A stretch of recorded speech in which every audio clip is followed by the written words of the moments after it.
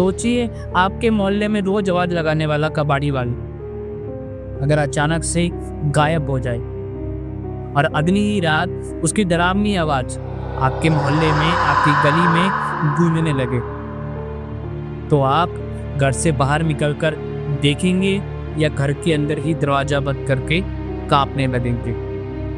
ऐसा ही कुछ हुआ हमारी आज भी कहानी में, जो अपने लालच के चलते एक ऐसे भूतिया साए में फंस गया जिसके बाद उसको वहां से निकलने का कोई दूसरा मौका नहीं मिला। तो चलिए शुरू करते हैं हमारी आज की कहानी। दोस्तों, ये कहानी है करीम की। करीम जो कि एक कबाड़ी वाला था। वो अलग अलग गांव जाकर के कबाड़े उठाने का काम करता था। वो लोगों से सस्ते दामों पे पुराना लोहा, पुरानी लकड़ियां लिया करता था और उसे आगे थोड़े महंगे दामों में बेच दिया करता था। करीम में एक आदत थी, उसमें थोड़ा लालचीपन था, जिसके चलते उसको अपने फायदे के अलावा और कुछ नहीं दिखाई पड़ता था। इसी तरीके से वो अलग अलग गांव घूमता हुआ, कबाड़ा इकट्ठा करता हुआ एक गांव में जा पहुंचा। उसने उस गांव के बाहर जाके, गलियों में जाके आवाज लगाना शुरू किया कि कबाड़ा दे दो, पुराना लोहा, पुराना लक्कड़ आपके पास हो तो मुझे दे दो। ये सुनकर कुछ लोग उसके पास आए भी और अपना पुराना पड़ा लोहा लक्कड़ बेच दिया। जब वो करीम कबाड़ी वाला उस गांव की गलियों से गुजर रहा था तो उसने देखा कि वहां पे पुराना सा मकान है जो अब खंडर हो चुका है। करीम ने वहीं के लोगों से पूछा कि इस मकान में कोई रहता नहीं है क्या? मैं बहुत समय से यहीं से आता जाता हूँ, मैंने यहाँ पर किसी को नहीं देखा और ये थोड़ा खंडर जैसा भी लग रहा है। तो लोगों ने उसको बताया कि नहीं, तो इसके पास मत जाइयो, ये भूतिया मकान है, इसके पास कोई नहीं जाता। तू देख इसको, ये कैसे खंडर सा हो गया है। ये सुन के करीम को थोड़ा अजीब जरूर लगा, लेकिन उसने सोचा छोड़ो यार, मैं तो सब चीजों में विश्वास नहीं करता, और आगे अपने काम पर चले के अपना रेला लेके और आवाज लगाता रहा कि कबाड़ा दे दो, कबाड़ा दे दो। करीम को उसी गली में चक्कर मारते मारते 2-3 दिन हो गए थे। करीम जब भी उस गली से गुजरता था उस मकान के सामने से, उस मकान को एकटुक देखता हुआ जाता था। उसको उस मकान का देखने का कारण था कि उसमें लालच तो था ही, क्योंकि उस मकान में बाहर से ही कुछ कूड़ा कबाड़ा दिखता था।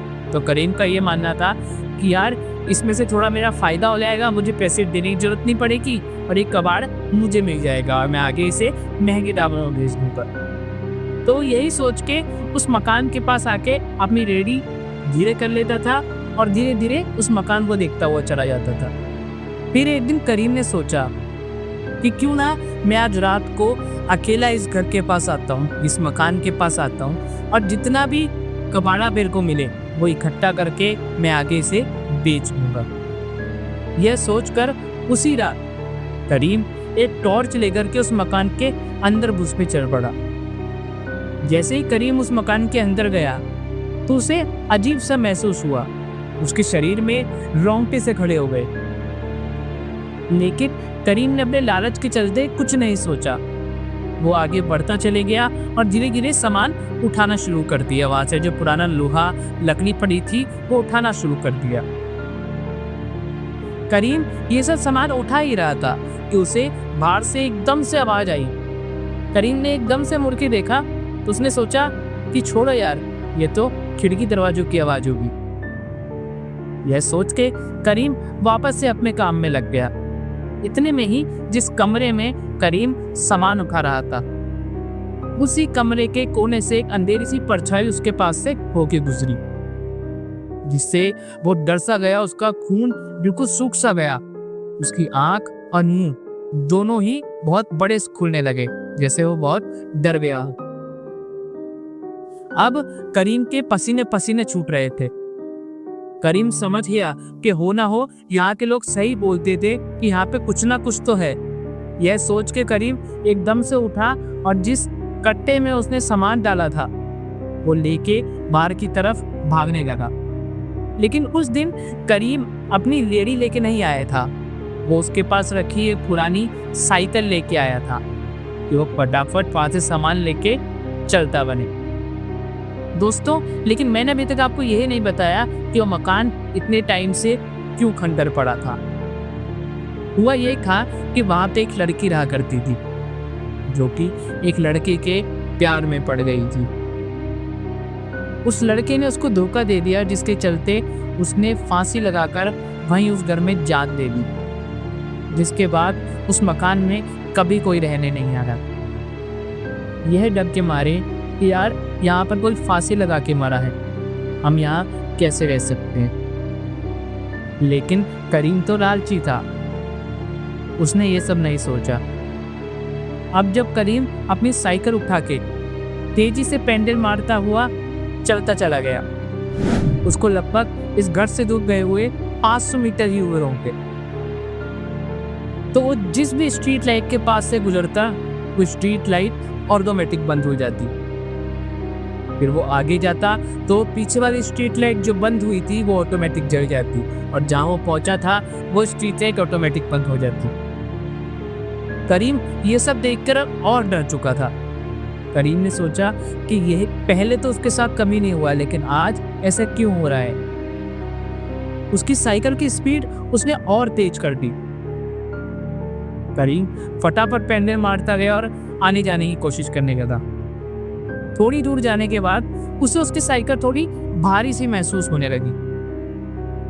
वो पेंडल तो मार रहा था साइकिल के, लेकिन उसने देखा कि पहले से अब साइकिल तेज नहीं, थोड़ी और धीरे चल रही है, जैसे उसके साथ कोई बैठा हो पीछे वाली सीट पे।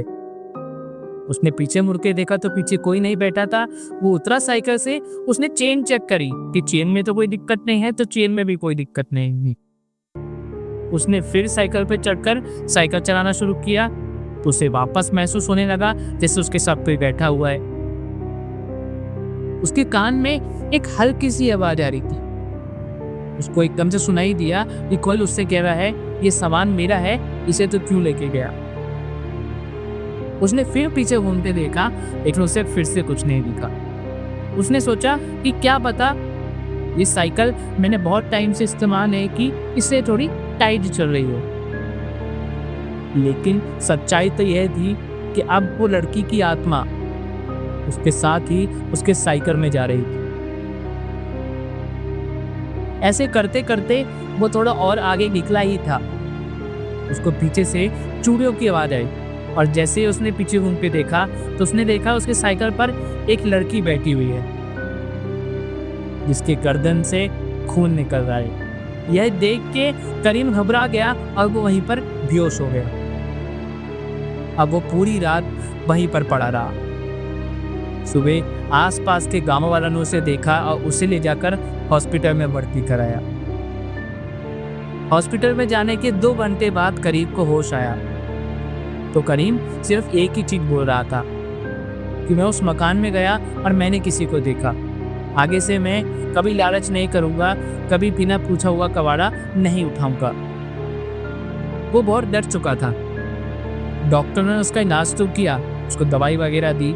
वो थोड़े दिनों बाद अपने घर पर भी चली गया, लेकिन घर पे जाने के 1 दिन बाद ही वो वापस आके उस मकान के सामने खड़ा हो गया और उस मकान को देखता रहा। वहां के लोग उसे देखते रहे, लेकिन कुछ कहा नहीं। ऐसा करीम ने कम से कम 4 से 5 बार किया होगा। उसके बाद करीम गायब सा हो गया। करीम का कभी कुछ पता ही नहीं लगा कि वो कहाँ है। लेकिन कुछ लोगों का मानना है कि अब करीम उसी घर में उसके अंदर रहता है। उसकी आत्मा भी अब वहीं पर भटकती है, उस लड़की की आत्मा के साथ। दोस्तों, लालच हर बार सही नहीं रहता। लालच की भी एक सीमा होती है, अगर वो पार हो जाए तो आपका ही नुकसान होगा।